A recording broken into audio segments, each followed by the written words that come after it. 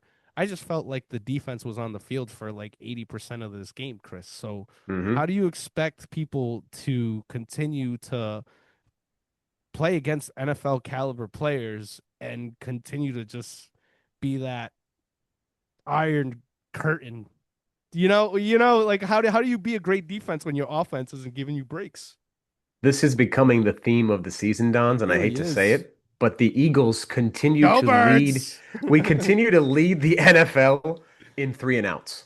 That's a Yeah. stat that's reserved for teams like the, I was going to say the Carolina Panthers, but they had a hell of a weekend. So They've been having a teams hell like of the a year. Cleveland Browns, the New York Giants, just your bottom of the barrel teams Bro, who I can, think I'm sorry, the Jets and no, the go. Saints have statistically better offenses than us. The Philadelphia Eagles with AJ Brown, Devontae Smith, Dallas Goddard, Saquon Barkley, and Jalen Hurts as our offensive weapons, and we are worse than the New York Brets. It's embarrassing, Dons. Not Yeah, only the talent, but we showed it last year. yeah. More than capable. Blew No, out the Chiefs. no, I Blew actually out disagree. Washington. I With the disagree. offense, Disagree. Yes. The offense showed flashes just like it did this year. Everybody wants to say how great Kellen Moore's offense was, but I mean, you look like a genius when you can hand off the ball to Saquon Barkley and your offensive line can plow you forward for 200 yards a game. You're not reinventing the wheel. You're just handing the ball off and everything was going well. Well, now this year, everything's not going well. Our offensive line isn't playing up to par. We have a quarterback who isn't hitting wide open throws and not making the right reads. and we have a running back who, for one reason or another, you could just see it. And I don't know if you agree with me or not, but it feels like Saquon Barkley is really pressing to make something happen all year long. It just seems like he's waiting for the big play, waiting for the big play, not necessarily taking what is, excuse me here for a second, in front of him. Oh my God, that looks a little bit better. Well, let me do the same then. Yeah, mine was a little smudge. My bad, y'all. So I actually don't think this is like new to this offense. The only difference between this year and last is we're just not running the ball well. Hmm. It's not one thing, Dons. I started my last point by talking about the Bucks, and this is sort of the feeling that I had in the pit of my stomach after that Bucks game. And we talked about ceiling. I go back and forth with two thoughts, Dons. Have we been too hard on the Eagles? Are the expectations too high? Or are we just Philly fans who have high expectations of a team who just dominated pretty much the entire NFL after the Jacksonville game where Saquon had that backwards hurdle? Nobody Yeah. really gave us a good game. It was dominant throughout the season. So to go from that to what we're seeing this year, I think in half of the Eagles' games this year, Dons, they've scored two or fewer touchdowns. That's another stat that's reserved for Yeah. your bottom of the barrel teams who just don't have the talent or the capability to move the ball. I listened to Kevin Patullo today, and I don't know how much you've listened to him, Dons, but Only a little bit. just in press conferences, I know those can be deceiving. The media is very, they're looking to trap you. They're looking to get you to say something. I Like just a don't baby mama. I just don't get good vibes from him, Dons. I really don't. No, I don't He- either. And I haven't watched Hard Knocks yet though. I can't wait. We should watch Hard Knocks together. Like two people who are I in was gonna love. I was gonna say, Dons, we should watch it together, get some popcorn, make a movie night out of it, Yes, right? let's do it. We will wear our jammies and we shall watch the Knocks Who's Hard. I'd be lying if I said I didn't have Eagles pajamas, bro. Yeah, we should, dude. I'd be down. At least a couple episodes. I saw a couple clips of it, and I don't know how you feel about Hard Knocks and the access, but it almost feels like yes, we're Mm, getting the access, but they also know we're getting the access. So I feel like the filter's almost applied already. They almost know, okay, well the yeah. cameras are in here, like Somebody mentioned something to me about Hard Knocks and talking about the Philadelphia Eagles and how like, yo, do you think not that they're making stuff up, but they're trying to create content. I think you were talking about this actually. Yeah, I think it was you. And I also heard this, I think, on the whip too. But like mhm. people are just asking the right questions to push buttons, and maybe they're just falling victim to the media inside the locker room. Or we as fans are falling victim to the media inside the locker room because this is being filmed. Anyway, either way, the Eagles are in trouble. The roof is on fire. And to answer your original question before I got sidetracked because it's what I do best, um, no, I don't have a lot of confidence in Kevin Patullo when he speaks. However, that doesn't necessarily mean that he can't address a team, right? Me with my coaching career, I was great at talking to the kids and addressing, the whole team in general. But when it came to talking to the parents, I hated talking to the parents more than anything. Not that I would Interesting. fumble and stutter or anything like that and be like, but I would I would do my very best to not talk to any of them, especially because I wasn't the head coach. So I was like, "Oh, I'm sorry. He's over He's over there. there. He's over there. The guy you want to talk to is there." Your son didn't play, go talk to him. Yeah, yeah, exactly. But it's weird I say that, but then again, when I was like, never mind, whatever, it doesn't matter. We're talking It does Eagles. matter. We're Talk not about it, talking Dons. about my pathetic high school career, Not pathetic high by school any coaching means. career. I do love those kids though, most of them. I will say there were a couple years, a couple group of kids, yo. Oh, I did not mess with those kids. Leave and don't come back. No, I brought up Patullo in the press conference because it doesn't say everything how you speak at press conferences. If we could go back to Sirianni's first press Yeah, conference, Nick that was was terrible. I mean, they made fun of him for weeks about it, Dons, and Throw now look at flour in him. my ass and watch me grow, Nick. Yes. Yeah, That's what it was yeah, about, yeah. right? Like Yeah. planting and feeding and growing and just Which he's very not wrong, but it's he's a not. very unmanly way to say it. Yes, I didn't think he was going to go that route, but I brought that up because I when I listened to Kevin Patullo's press conference, I don't leave saying, "Oh yeah, we're good. This guy's got a plan. We're going to figure it out." They asked him Yeah. about the incident at his home where his house was egged or his home was egged, And he just gave like a generic answer about like, yeah, we're ready to get back to focus. And it's just like he went on this diatribe for a few minutes, and I Yeah, know yeah, it's yeah. only it's Uh-huh. one question, it's one example. I watched it for 2 minutes, Dons, and I said, I think I've seen all I need to see from Kevin Bro, Patullo in he hit regards. us with the full counter. He hit us with the full counter. He's like, it was amazing watching us win the Super Bowl and the parade and how great the fans are. My bro. Although I will say, if his house only got egged, not the worst thing that happened in the world. Could have been a lot worse, Could Dons. have been a I'll lot put it worse. that Yeah, way. yeah, Considering yeah, Philly fans and how yeah. nasty we've been known to be, Your house getting egged is pretty okay for a could have been a thing lot that happened. worse. Yeah, yeah, yeah. Thank God it was only But that. he's not the only problem, Dons. I want to Hmm. go back to the Bears game a little bit. Let's start there. And Yeah, let's start there. this is the first game in, I don't even remember, Dons, over a year where they physically dominated the Philadelphia Eagles, the Chicago Bears, in Hmm. regards to their run game. There was some clips on Twitter of them running the same play over and over and over again, Dons. Mm. The create space for Swift. What's he great at? Finding that cutback, and when it's the right time, pounce on it. Or they were just running down our throat with the rookie Manungai. So I want to talk about the Yeah, defense because you started with the defense and hey, they were on the field for a long time. I agree with you, but too it long. also, yes, but it also felt like Don's they got to take some heat because we got ran all over. No? Or am I Yeah, wrong? It's just they were tired. so yes and no. The thing is that energy, once in motion, it's hard to stop the motion, right? And the Philadelphia Eagles was doing we were doing a great job. We look at us, we like I was playing, and the internet comments are getting to me. Don't let them get to you, But Dons. I'm just gonna whatever. say that. The Eagles were doing a good job getting the Bears off the field. And how many times did we stop them? And then all of a sudden, 3 plays later, the defense was going back out there. That's demoralizing, man. And that's exhausting. And you have these, and let's face it, other than Jordan Davis, our defensive tackles aren't ginormous men. So you have these guys that are more agile that can make great plays in the pass rush. When it comes to stopping the run, like these dudes are getting tired with these 300 pounders just leaning and leaning and leaning on them. And I'm not saying Jalen Carter's a tiny man or anything like that, but he's not overly sized or anything like that, right? Like he's not some ginormous, yeah, like monster. And he's another one who's young and he's not experienced. And what I see from these defensive tackles and with Ojomo being out, right? Or did Ojomo play last week? Mm, I don't I I don't don't think remember. he I did, think Dons. Ojomo was out. Yeah. And he makes a big difference. That's Milton Williams' spot. And not having him is a huge deal.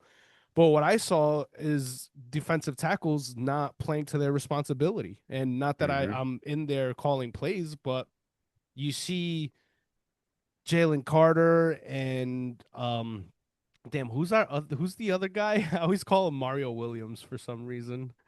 What Um defensive? What? it's Jordan Davis. Byron Oh yeah. what's Yeah, you know I what I'm know who talking you're about? talking. I Yes. forget his name. My bad, bro. I'll look you up. But I just see these dudes going up the field like everything's a pass play, right? I Mm, see people a big part of coaching the D line as far as my experience has been if you for example feel the pressure going to the right, and somebody's trying to push you to the right, well, you're not supposed to let them go to the right. You're not supposed to go around them on the right hand side. You're supposed to fight that pressure, squeeze everything back down, and push that person left so you can mm, create gaps that are smaller and harder to run through. What I saw is Jalen Carter being blocked out to the right and him just trying to go around to the right and going around the offensive player instead of going through to make a play. I mm. saw people taking the easy route and the easy way out, and that affected our linebacker play and our run stopping abilities all game long. So that's number one key that I saw, which is a bigger problem because that makes me feel like It speaks to the effort. the effort and the team doesn't believe in the message that's being projected out in the locker room, which can potentially mean maybe there's more divide than we're even seeing now, as the Eagles are now 8-4, lost two in a row, and lost three out of what, four now? Mm. So I'm a little concerned with. this young team fighting this adversity right now because I don't think our defense is responding well to what's going on. Thoughts? All, yeah, all year, Dons, or most of this year, and also I last year. rambled. My bad. I No, lost my you did spot. not, Dons. You did not ramble. Last year and this year, how many times did we leave a game saying, "Man, the defense saved our ass again. Yeah. Picked us up again, saved us, got a key stop, got a turnover, I mean, it's not like we turnover got on tossed. downs." They didn't score like 40 points on us or even 30. They scored what, 25? It's not like they scored Hmm. crazy on us. Again, like our I also offense didn't do us any favors. No, you're right. And when you're running the ball and that clock is moving, and you're going to shrink the game Yeah, as and opposed to Jalen throwing the fumbling. ball. We get that big turnover, and then Jalen fumbles 3 plays later to give the Bears the ball back. Like that's terrible. How are you gonna do that to us? You're The supposed to be the tush leader, the The tush one. push fumble, that's when you know things are going wrong, Don. When we have a tush push fumble, and Yeah, then I'm seeing afterwards we're doing different formations with the tush push now. We used to have two guys pushing, now there's only one, leaving space on the side for the ball to get punched out. I have a Like, question for you. Do you think there's pressure from the league that they're putting on the Philadelphia Eagles that are causing them to run the tush push differently? hmm. Because if it ain't broke, don't fix it, right? Unless we're just overthinking the schemes. But we have been so successful in this play, and I don't know if you've noticed or not, but like we're doing this weird thing where like Jalen is just like floating on the backs of the offensive linemen instead of burrowing himself more than he usually does. It seems like we're running it differently. And I Do think you it's kind of pressure from the NFL, which is why we're doing it different. Yeah, but like Don's like the owners run the league and they had a chance to vote on it. The commissioner works for them.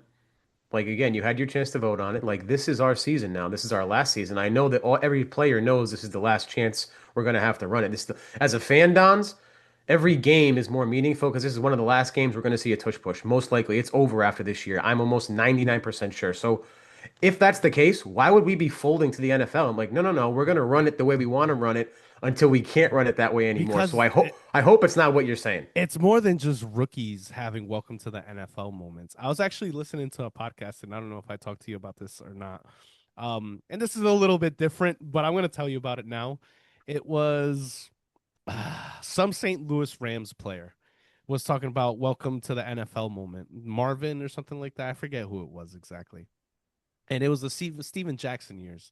And he was talking about how Steven Jackson was just like you know what I'm talking about? Steven Yeah. Jackson was an angry ass player, and I guess the offensive line wasn't blocking for him well. And in the locker room, you know, at halftime, he goes up to the offensive line coach and flips out on the offensive line and is like, "Yo, you better get on these dudes and tell them to fix blah blah blah X, Y, and Z because they ain't doing nothing." And the offensive line coach just responds by saying like, "Oh, like I ain't gotta do shit," type of response, right? Like you're not gonna tell me Hmm. what to do. And then their center ends up going to Steven Jackson, like tries to like put his hands on him and be like, "Yo, like chill." And Steven Jackson just punches him in the face and just knocks him out, which confirms my suspicions of him being on steroids, asshole or not. But there's no way that man wasn't on steroids. And Definitely. that was like his welcome to the NFL moment where like people just kind of get away with what they want to do because of their stardom or whatever the influence that they got. Most Hmm. people would have gotten suspended and or thrown off a team or whatever for doing something like that. But instead it was slid to the side, hush hush. And I know it's not the same thing, but it's just like another way of like you break the rules for the right people, right? Hmm. Just like how Jerry Jones definitely made a phone call when they played the Dallas Cowboys when they were getting smoked. I will still stick to that narrative to this day. And the calls from the refs ended up going super lopsided Cowboys. All of a sudden. I definitely think there's always going to be external influences that influence any. I mean, just think about work itself. There's always external influences that are making decisions as to why Mhm. things run the way that they run. So I do think something's going on there. The tush push fumble, the Jalen interception, Him another missing wide game. open throws. Yep, the Smitty one where he missed the throw, yes, but then Goddard was wide open. We talked about that. There's a clip going Hmm. around online of Jahan Goddard. Dotson was wide open too. Dotson was wide open. He broke the coverage in the corner, and the safety was like stumbling trying to get over the top, and Jalen just flat out missed him. And Jalen can miss. Like every quarterback can miss a wide open throw. I hear you, but it's now like a trending theme to this season of like things aren't going well. And when things don't go well, when everything isn't going well, like yes, the players are supposed to take responsibilities and say that's on me, but to me, that's coaching. That's coaching. That's insecurity of not knowing where the play is going to go, insecurity and not believing in the results of the play. And when you have your tackle stumbling on a tight end, or your center stepping on your quarterback, or you have running backs not hitting the right holes, or you have two wide receivers like the way that Dotson and AJ Brown were stacked on top of each other on one of the plays against the Bears, not being in the right position, that just means that the person delivering the message isn't doing a good enough job to instill confidence in your players to do the right thing. So I unfortunately do think it's a inexperienced Kevin Patula thing where don't think he's a bad coach. I just don't think he's an experienced coach enough to be able to lead a group of men right now. I think that's the problem. I agree with you, Don's 100%. I think you have to instill confidence in people. And I hope I'm wrong. the other side of that coin though is maybe not instilling confidence, but having some sort of like hesitation about what they're saying. Like, wait a minute. Yeah. Like, Well, that's confidence. Yeah, that's what I'm saying about like, confidence is you know what? I don't doubt, really believe. And then it non-believers, and infidels. And then it changes the way you prepare, the way that Yep. you run your routes, the way that you, as you mentioned Saquon earlier, he's Hmm. pressing because he's probably like, this ain't working, man. But at the same time, Dons, I want to go to the other side of the coin. Kevin Patullo is not the problem when it comes to the Eagles not executing all the time. Like the offensive line not running the ball better and Saquon not playing as well. It is some of what you say, but we Yes. have to give the players some blame. Like, Oh you yeah, know, for sure. It's not 100% Kevin, but I mean, dude, look no further than where we live. Look at the New England Patriots. Yes, they spent a lot of money in the offseason, I guess, so hmm you can't say that. Or you can even look at the Chicago Bears, probably a better example, because the Bears didn't go out there and get like a ton of different resources on offense, right? They maybe got like an offensive lineman or two, right? Yep. But they're what, 8-3 team now, or 9-3, whatever the Number heck one they're in the NFC, the number one Chicago in the Bears NFC. on And December 3rd. the main difference was new coaching. You know, that just goes to show you how important coach it is, dude. If it stinks at the top, the whole rest will trickle down and will be affected. Now, So go ahead. yeah, you're right. You're right. The offensive line needs to block better. We need to hit the holes better. Saquon needs to stop pressing. People need to be more physical. But also, if there's insecurity, again, like this is a game of inches for a reason. So if there's even a little bit of doubt, it's gonna show in the rest of your play. It just really is. And maybe it took some time for that to happen, Don. It's like initially the players were like, you know what, let's have an open mind, see how this goes. We'll give them a shot. And then Yeah. after week 6, 7, 8, it's like, man, like this just ain't it. So Hmm. then my question turns to Don's. Hmm. If you or I or Howie Roseman or Jeffrey Lurie believes that Kevin Patullo is not capable of making this a Super Bowl offense, what are we really doing? Well, Are we gonna wait and give him a long leash and say, okay, well the season's yours, bud, and we're gonna try it like we did with Brian Johnson 2 years ago, and just okay, it's up to you, buddy, you got it. Or could there be a change? I don't expect a change. I I don't don't think it expect a would change come. either. So like we're just stuck with this guy the rest of the year. What's gonna give, Dons? What's gonna change? Here's the thing: the Eagles went into this season knowing full well that this is his first time ever coaching an offense. So to me, that doesn't mean, hey, let's we're 8-4, we're a winning team, we have a chance to get the number one seed. Let's fire our offensive coordinator. That doesn't really make sense to me. If they were to fire Kevin Patullo, we would have to have a losing record right now, but we're not going to play the super what if games. Like we can't change the past, right? So let's not go too big into the past. But I think the only chance we have of getting a new play caller is if we go into this LA game and absolutely shit the bed with our offensive performance again. So if we go into LA and shit the bed, that's the only shot that we have of changing coordinators. But in my opinion, I do not believe that the Eagles will change Kevin Patula. I actually think No. that they will go in next year with Kevin Patula as their offensive coordinator. I don't think they're going to make the change because you give new coaches the opportunity to learn. And Jeffrey Lurie has always been the type of individual to give new coaches the opportunity to grow. Look at Andy Reid, look at Doug Peterson, look at Nick Sirianni. And honestly, all three of them worked out. Even look at Chip Kelly. When they brought in Chip Kelly, first time being an NFL head coach, and it worked out great for a year and a half until it didn't. Those were head coaches, though. You know what I mean? This is a coordinator. Nah, So but it's yes, but you just had an example of, I mean, dude, look at how bad Nick Sirianni kind of looked in the beginning, right? And he stuck it out with them. And Kevin Patula, I mean, we are 8-4. It's not like we're an awful, awful, awful team. So no. my point being is you just had an example of giving a new coach an opportunity to learn and grow, and it panned out.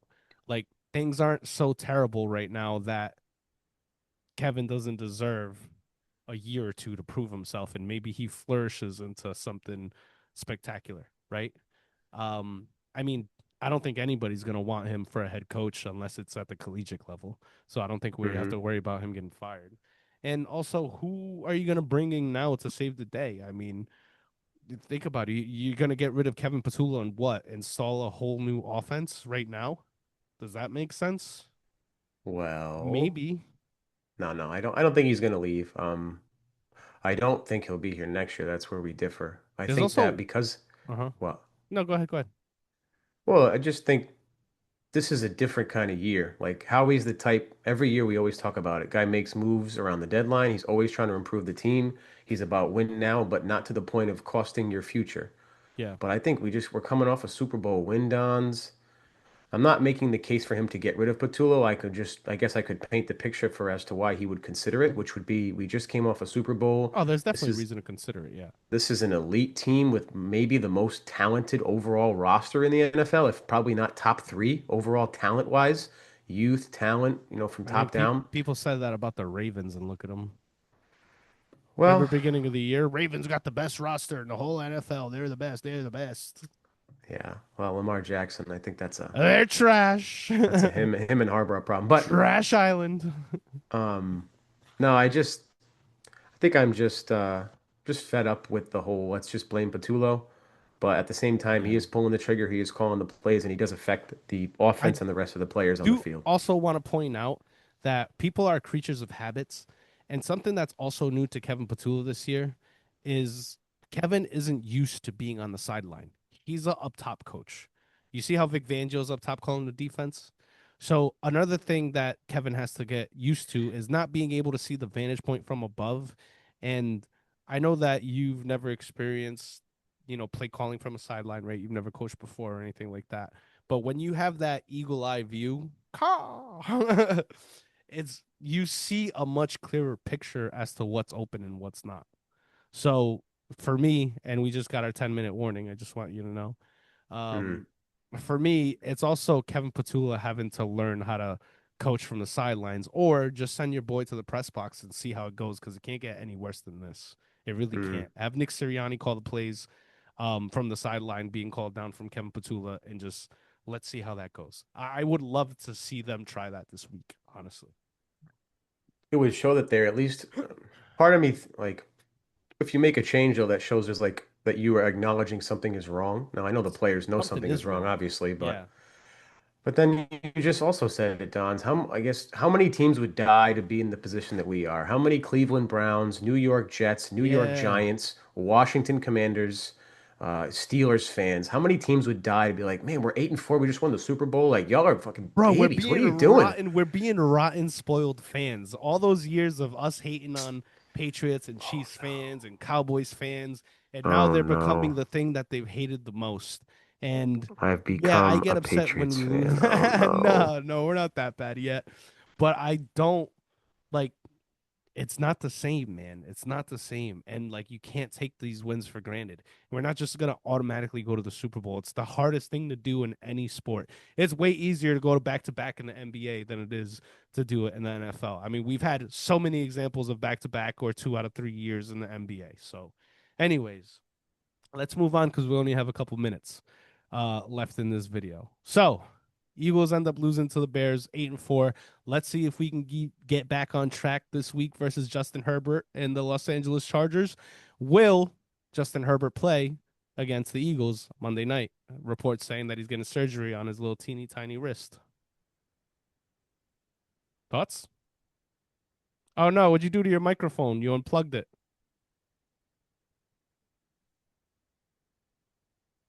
Well, you did something. Hold on, I'm gonna pause. All right, so we are having technical difficulties on one side, and I'm not gonna say it's me because it's not. But anyways, we are playing against the Chargers next week. Monday night's going to be a big game for us. Hopefully, we can turn it around. We are unfortunately going to end the podcast here because I'm not going to sit here and talk to ourselves. But I do believe the Eagles have some hope playing against a hardball team, which I think are phony baloney. I actually think they're kind of in the same position that the Philadelphia Eagles are, whether they're a good team or not. I think the Eagles are definitely more on the other side of being a better team. But we'll see. We'll see what this week has in store for us as Eagles fans. Hopefully, we can get back on track, get to 9-4, and be pushing for the number one seed. So please don't forget to like, subscribe, please share, please follow. We appreciate all of you. We love you. This is Dons and KP signing off to the 1 to 32 podcast. Peace out. Go Birds. Eagles win by 7. Go Birds.